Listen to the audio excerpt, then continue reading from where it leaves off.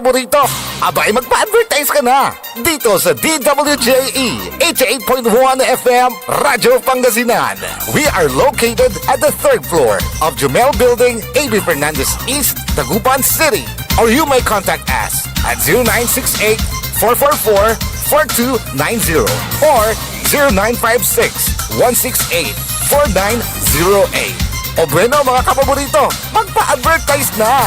This is DWJE 88.1 FM Radio Pangasinan, whose sole mission is to inform, to educate, to entertain, delivering to all Pangasinenses news that is true, public service that is sincere, commentary that is fair, and entertainment that is proudly Pangasinense. This is your DWJE 88.1 FM Radio Pangasinan, going beyond just being number one, working towards total domination. Diyan Pangasinan, walay saksa kaya radio station ya iiyag na saray Pangasinense. Diyan Dagupan, Paborito. Manawa, Paborito! Mangaldan, Paborito. San Fabian, Paborito! Diyan sa Nasinto, paborito. Aya, so 88.1 Radyo Pangasinan. This is Pangasinan Gulf Waves Network Corporation in Dagupan City. DWJE 88.1 FM Radyo Pangasinan. ang susunod na programa ay rated GP. GP? Ano yun? Garantisadong pampaborito. Ang inyong mapapakinggan ay isang bayad na programa. Anumang opinyon, balita o pahayag ay walang kinalaman ang himpilang ito. PAM Sabinmalay. PAM Sabinmalay. Paninilbihan, agresibo, matapat para sa mabilis na ikauunlad ng bayan tuwing Lunes, Merkules at Biyernes alas 8:30 hanggang alas 9 ng umaga. PAM Sabinmalay. Dito lamang sa inyong paboritong himpilan. DWJE 88.1 FM Radyo Pangasinan. PAM Sabinmalay.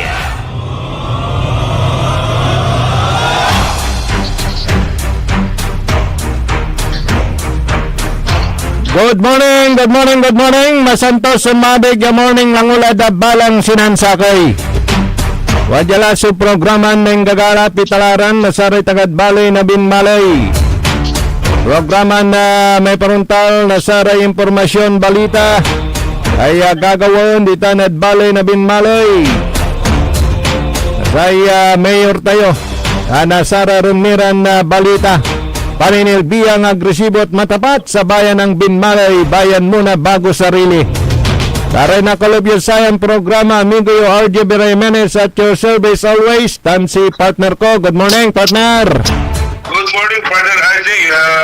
Masantos na mahabi ang tapusan sa listeners na subscriber ta na medyo marakap yan agaw ta. Wala rin importante labas. Mensahe tayo at saray senior citizens na saray nagagawa natin niya. Magpapatunda tayo ray wala ray baser at sana tayo patundan de pisak siguro yung binmali ka po ni ano nyo kasi aralan ng mayroon mong tusay sa pinari impawid na sa tagay na malakanyang tayo panarate. So, unang talatan na, hindi, nayay panasikaso, madasaray senior citizen na partner, ang turatan niya marakopya balita. Ang sa panarate, nananaminatan medyo aburido so saray Oscar siya kasi at taray so gagawa na PC nananamin ko mayami mimipila yaray senior citizen yung mangala na atanso national ID. In fact, siyempre kailangan dapat kumon mag-issue na umangay napapasubura si Jose Bipipilara wala na ka-wheelchair ita PC just to get the national ID. Kaskasan mo tira pa na RJ. Akin na, akin, mandatory, partner. Sa Balyodi, may nata nang gawa ng Facebook na matas, kamilan ID sa natin mga pension. Ano na inisip ko naman, partner RJ, ano bang pension ang sinasabi ng disability?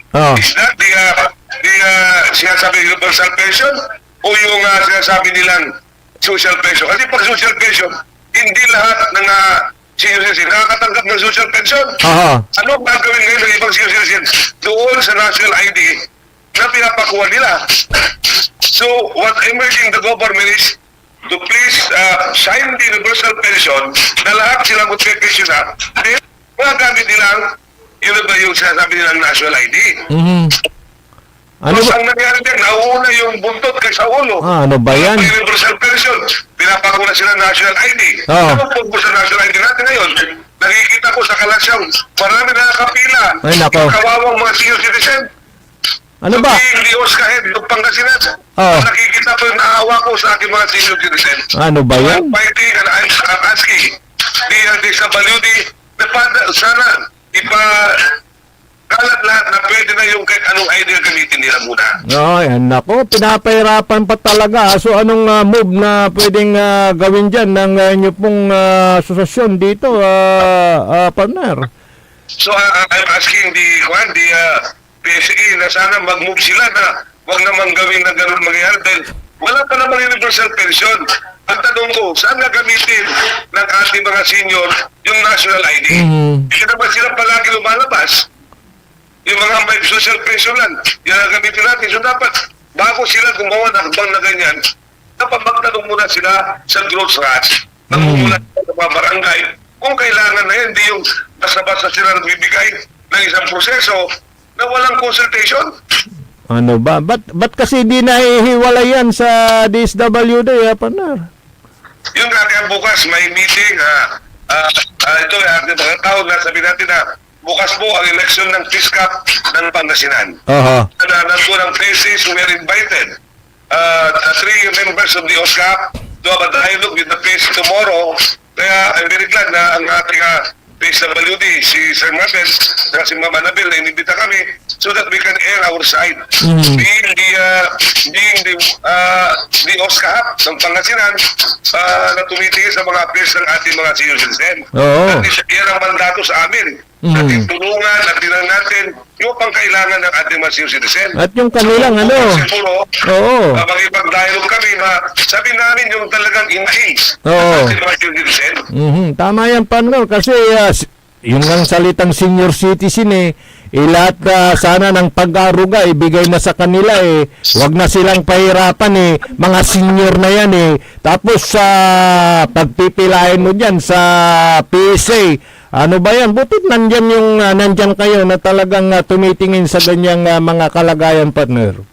Alam mo, kapon, partner RJ, kami ditong ginawa na centenarian, nagbibigay kami ng cash gift sa mga centenarian, around 69 sa Binmala. Ginawa ko na lang, sabi ko, ilapit natin ang gobyerno sa tao. Yun, Hindi tama. ang tao sa lalapit ng gobyerno. Oo. Ibig sabihin nun, kung talagang hindi niya kaya, pupunta namin sa bahay nila, ibibigay namin yung pera nila para wala nang keso-keso, pirma doon, pirma dito. Mahirapan yung mga kamag-anak at mga senior citizen natin. Kaya ginawa ko kapon, pinapunta ko yung mismo mga staff natin, at staff ng National Commission, para puntahan mismo yung tatanggap ng mga 10,000 nila doon sa bahay nila.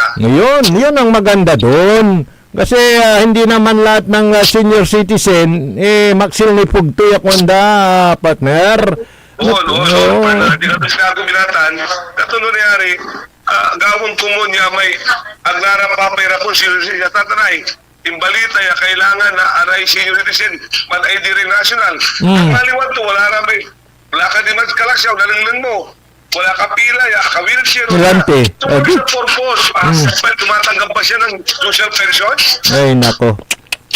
Sana mabago with your move, parang Kaya, alam mo, swerte natin at nandiyan ang DWD mo na narinig lahat ng mga taga-Pangasinan ang ating urge bilang OSCAP President. So, titingnan ko rin naman yung talagang kailangan ng ating mga senior citizens. Hindi yung tayo sumusunod sa mga batas malaki.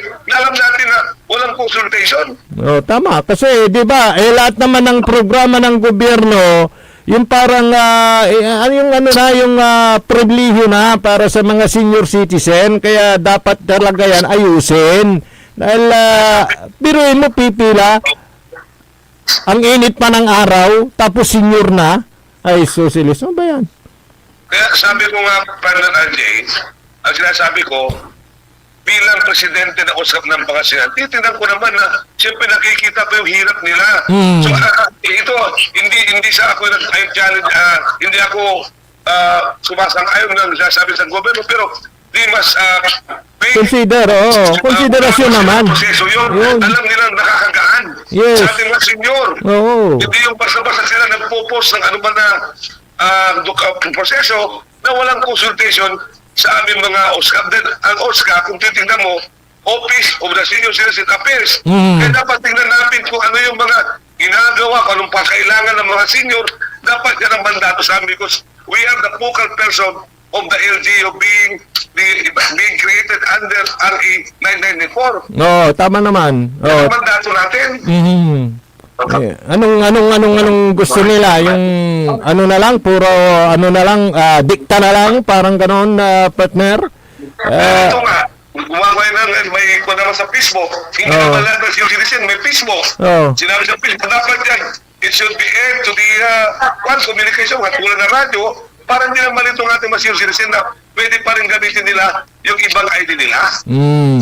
Nabutit nandyan ka at sinisita mo yung mga ganyan kasi alam naman natin na may mga kung minsan wala bang ano dyan parang consultation man lang sa inyong mga namumuno ng senior citizens sa iba't ibang bayan dito sa Pilipinas para yung mga ganyang kautusan di ba medyo masabi naman natin yung mga ganyang hinaing yung para sa kapakanan. At least nandiyan ka sa programa tayo, I can air to the public kung ano yung hinaing ng ating mga senior citizen. Kasi ang dami lang titik sa akin, sir, paano to? Kailangan pa ba yung PSA? Sabi ko, standby tayo magipag-coordinate sa ating gobyerno para malaman kung anong talagang totoo kasi nahihirapan ang ating mga senior citizen. At ang tanong ko sa kanila, ano bang purpose ba't kailangan nating lahat ng senior na kukuha ng national ID? Sila ay magpe-pension? Kung yun ang gusto nila, unahin muna ang universal pension para lahat ng senior kukuha rin ng ID nila na national. Kung yun ang gagamitin natin na magiging batayan sa pagkuha ng universal pension. At ang problema, may mga complaint pa, mali-mali pa man spelling, kung ano dyan, tumarating sa ating mga senior. Siyempre, pag nag-apply yan, Ayan, medyo nawala si tama naman naipaglaban yan pero hindi kaya syempre maiire yung sentimento natin dito through partner Elorde yan kasi ang katanungan dito partner it's ano yan national concern paano natin ito iapila partner? mag-aapila kami sa kanila na hindi sa taas. Kaya nga lang kung pwedeng may mga nakikinig sa atin, sa ating mga mamabatas o ating mga concern na ating mga government employees na may nakakarinig sa taas. I think inaing natin po. Yes, ako po, sa atin po, iniisip ko rin yung kalagayan ng ating mga senior citizen. Kaya kapag nga, kinausap ko ang National Commission na kung sino yung mga hindi na makakapunta rito, huwag nang pilitin, kundi ibibigay natin sa kabahayan nila.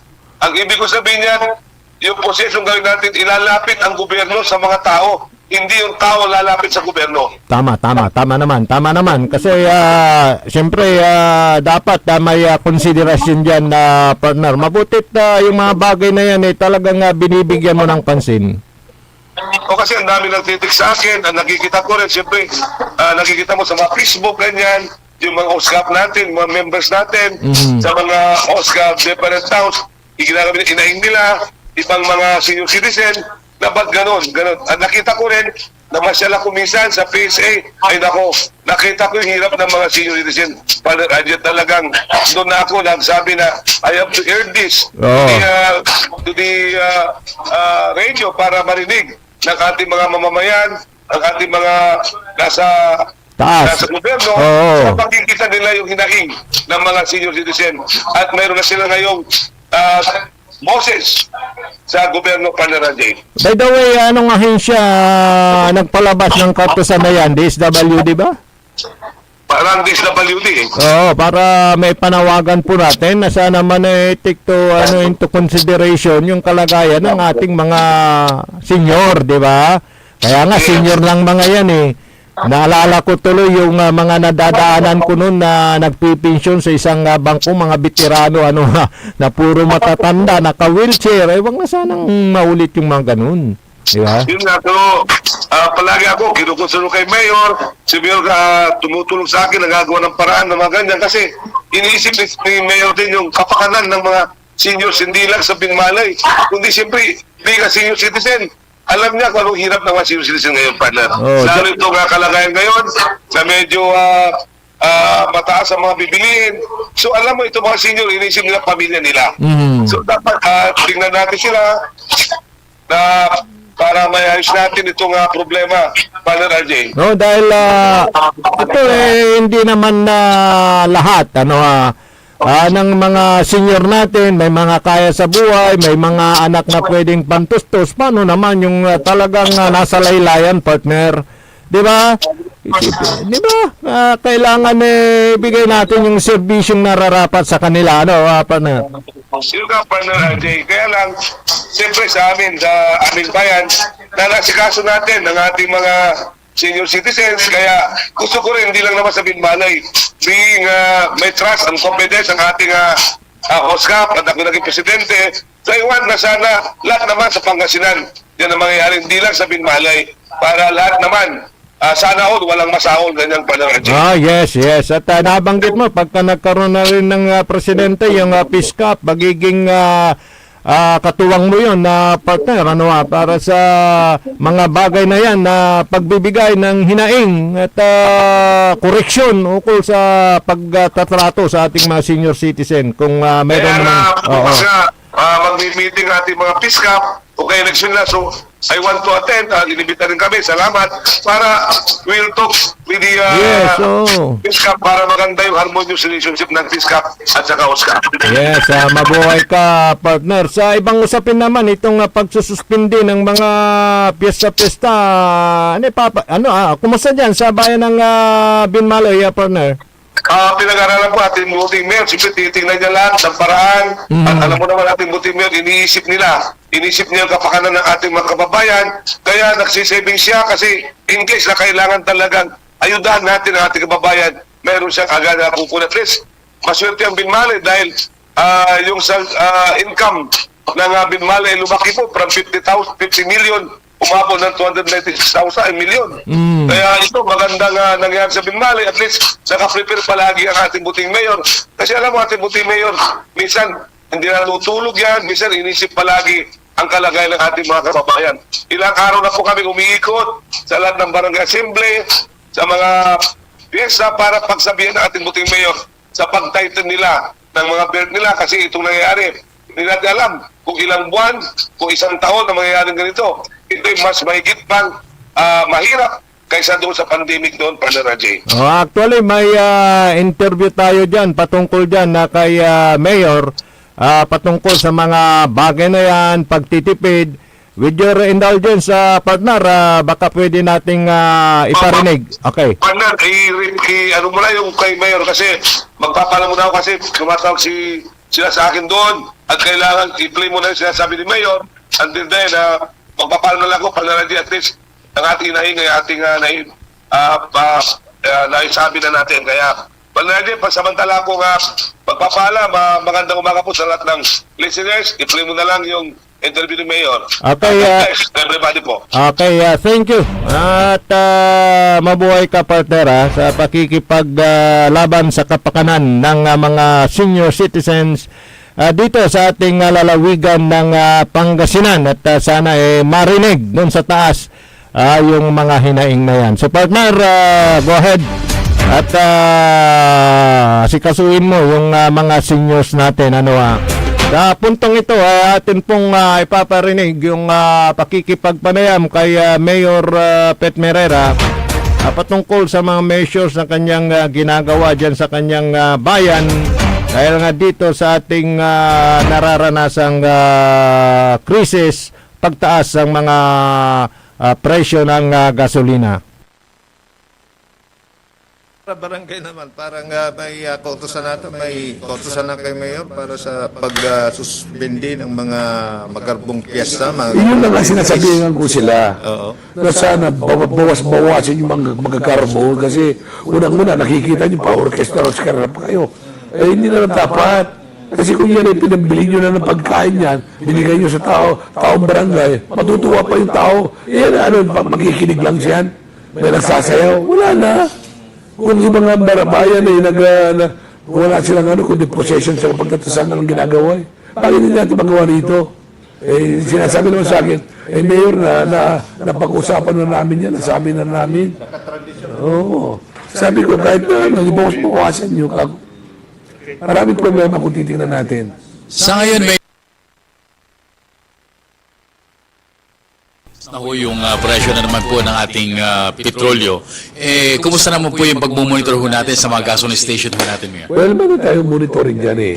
Kumbaga sa ang ginagawa namin muna, tinatawag namin sa DOA, sa Department of Energy, na pumunta sila at tingnan yung mga mismong ating gasolinahan.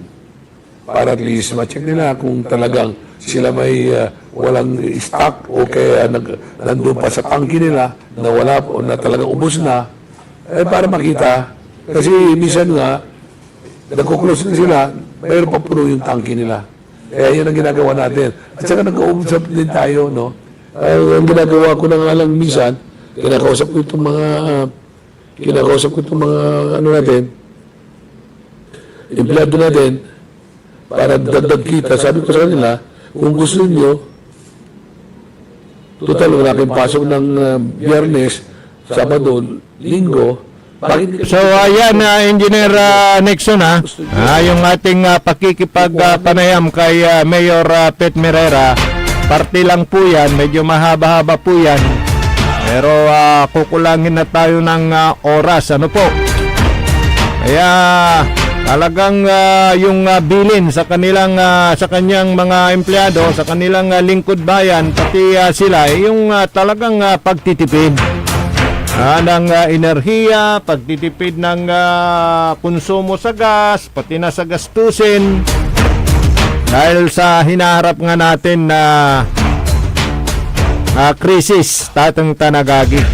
Rarinig ko kanina kung medyo yung sa piyesta-piyesta, wag na yung masyadong magarbo. Sayang na rin yung pundo. At ilaan na lang sa tulong sa inyong mga kabarangay. Tama naman.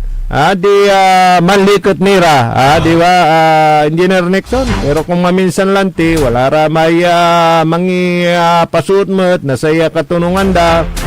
Na maminsan met labat yan ang gawa sakitaon. Ya pitalaran timet ya pandudumog. Wanyo siguro. Yan wadya tayo na manlilikot. Yan. Kasi nga may sara yung barangay, wala tanya sa kaya labi, upigaran labi, sayaksak met.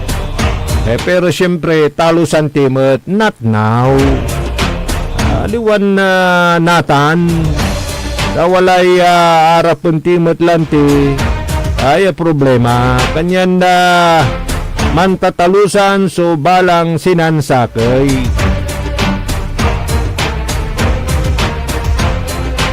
Yan po ay parte ng cost-cutting measures para sa ganun pagka wag naman sana na lumala yung sitwasyon, at least may reserve tayo. Meron tayong panghuhugutan. Walay nakaurtayo yakwanda. Diba? Katulad sa isang pamilya, diba? Kung minsan nag-iimpok tayo dahil sa oras ng pangangailangan, mayroon tayong mahuhugot. Ganun po yun. Halimbawa, ang tamlay babatikan na sa may kwarta, natipon mo, Makinig, magang ganun na ano po to, tabi mili sa saliwanoy. O no, dati at saragmon akaron at manakutsi ka ni, man tricycle ka ni, o saron mo yung motor mo, inatan akar mula. Parang ganun. O no, maminsan ang gaban-gaban, so panangan natan medyo mangkal na tayo, mangkal maday desert. Ganun po yun. Ayun yung sinabi ni Mayor na pag magarbo, wag na, magtipid tayo. So, good morning sa mga taga Barangay Caloocan Norte, Caloocan Sur. Naibigay na yung ayuda dun sa mga nasunugan. Tumagal man ng halos ang taon, pero at least naibigay din. Dahil sa proseso na pinagdaanan. Ano po? Yan sa Barangay Kalit, good morning. Diyan sa Pututan, good morning ha. At diyan sa Papaguyan, good morning. At sa lahat na ng nakikinig, diyan po sa bayan ng Binmaloy, Pangasinan. Magandang umaga po sa inyong lahat. Lalo na mga senior citizen na talagang asikaso kayo ng inyong oskahed. Yan. Ang kapulay malaw mi oras sa dasaya na programa na PAM, paninilbihang agresibo at matapat sa bayan ng Binmaloy. Yada aspeto technical, siyempre kalobakan tabay tayo. Si Engineer Nexon Dakal, sa balot sa Mactorio amigo RJ Jimenez at your service always. Titilakak na masantos tan maabig oras at balang sinansakay. Ang inyong napakinggan ay isang bayad na programa. Anumang opinyon, balita o pahayag ay walang kinalaman ang himpilang ito. PAM sa Binmaloy. PAM sa Binmaloy. Paninilbihan, agresibo, matapat para sa mabilis na ikauunlad ng bayan tuwing Lunes, Merkules at Biyernes alas 8:30 hanggang alas 9 ng umaga. PAM sa Binmaloy. Dito lamang sa inyong paboritong